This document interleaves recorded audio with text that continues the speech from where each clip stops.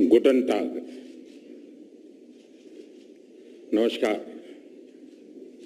मैं मेरे मित्र chancellor Scholz और उनके डेलीगेशन का भारत में स्वागत करता हूं।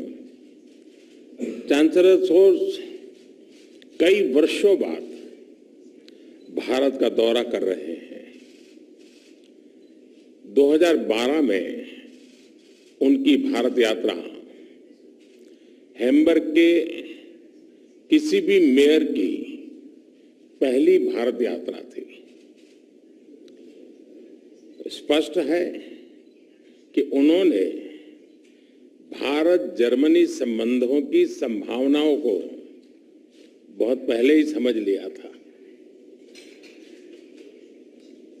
पिछले वर्ष हमारी 3 बैठकें हुई और हर बार हमारी चर्चाओं में उनकी इस दूरदृष्टि और विजन से हमारे द्विपक्षीय संबंधों को एक नई गति और ऊर्जा मिली है।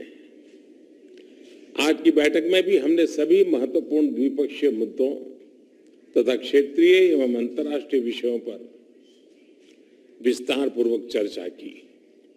फ्रेंड्स, भारत और जर्मनी के मजबूत संबंध साझा लोकतांत्रिक मूल्यों और एक दूसरे के हितों की डीप अंडरस्टैंडिंग पर आधारित है। दोनों देशों के बीच सांस्कृतिक एवं आर्थिक आदान प्रदान का भी लंबा इतिहास रहा है। विश्व की 2 बड़ी लोकतांत्रिक अर्थव्यवस्थाओं के बीच बढ़ता सहयोग दोनों देशों की जनता के लिए तो लाभकारी है ही, आज के तनावग्रस्त विश्व में इससे एक सकारात्मक संदेश भी जाता है। जर्मनी यूरोप में हमारा सबसे बड़ा ट्रेडिंग पार्टनर होने के साथ भारत में निवेश का भी महत्वपूर्ण स्रोत है। आज मेक इन इंडिया और आत्मनिर्भर भारत अभियान की वजह से भारत में सभी सेक्टर्स में नए अवसर खुल रहे हैं। इन अवसरों के प्रति जर्मनी की रुचि से हम उत्साहित हैं। चांसलर सोल्ज के साथ आज आया हुआ बिजनेस डेलीगेशन और भारतीय बिजनेस लीडर्स के बीच एक सफल बैठक हुई और कुछ अच्छे एग्रीमेंट भी, बड़े महत्वपूर्ण एग्रीमेंट भी हुए। Digital transformation, fintech, IT, telecom और सप्लाई चेन्स के डाइवर्सिफिकेशन जैसे विषयों पर हमें दोनों देशों के प्रमुख इंडस्ट्री लीडर्स के उपयोगी विचार और सुझाव भी सुनने को मिले। फ्रेंड्स, भारत और जर्मनी ट्रायंगुलर डेवलपमेंट कॉरपोरेशन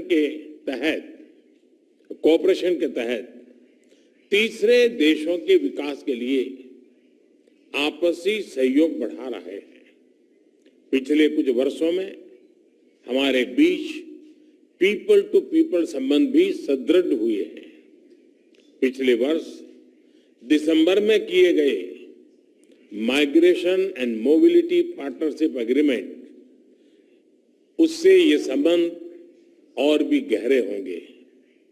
बदलते समय की आवश्यकताओं के अनुसार हम अपने संबंधों में नए और आधुनिक पहलू भी जोड़ रहे हैं। पिछले वर्ष मेरी जर्मनी की यात्रा के दौरान हमने green and sustainable development partnership की घोषणा की थी।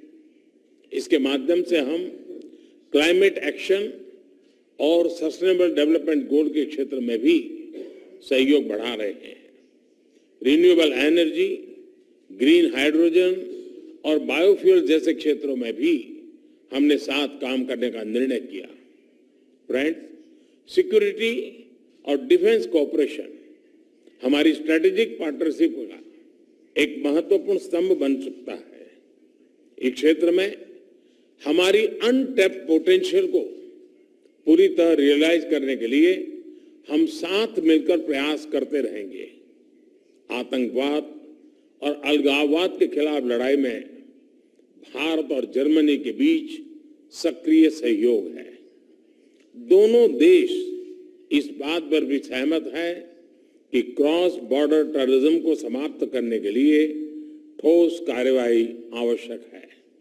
फ्रेंड्स, कोविड महामारी और यूक्रेन संघर्ष के प्रभाव पूरे विश्व पर पड़े हैं। विकासशील देशों पर इनका विशेष रूप से नकारात्मक प्रभाव रहा है।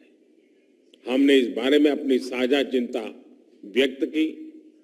हम सहमत हैं कि इन समस्याओं का समाधान संयुक्त प्रयासों से ही संभव है। भारत की G20 की अध्यक्षता में भी हम इस बात पर बल दे रहे हैं। यूक्रेन के घटनाक्रम के शुरुआत से ही भारत ने डायलॉग और डिप्लोमेसी के माध्यम से इस विवाद को सुलझाने पर जोर दिया है। भारत किसी भी शांति प्रक्रिया में योगदान देने के लिए तैयार है।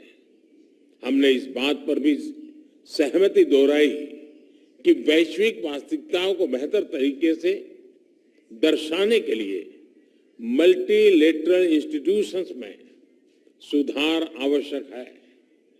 यूएन सिक्योरिटी काउंसिल में सुधार लाने के लिए G4 के अंतर्गत हमारी सक्रिय भागीदारी से यह स्पष्ट है। एक्सेलेंसी, सभी देशवासियों की तरफ से मैं एक बार फिर आपका और आपके डेलीगेशन का भारत में स्वागत करता हूं। इस वर्ष सितंबर में भारत में आयोजित G20 समिट के लिए हमें आपका फिर से स्वागत करने का अवसर मिलेगा। आपकी इस भारत यात्रा और आज की हमारी उपयोगी चर्चा के लिए आपका बहुत बहुत धन्यवाद।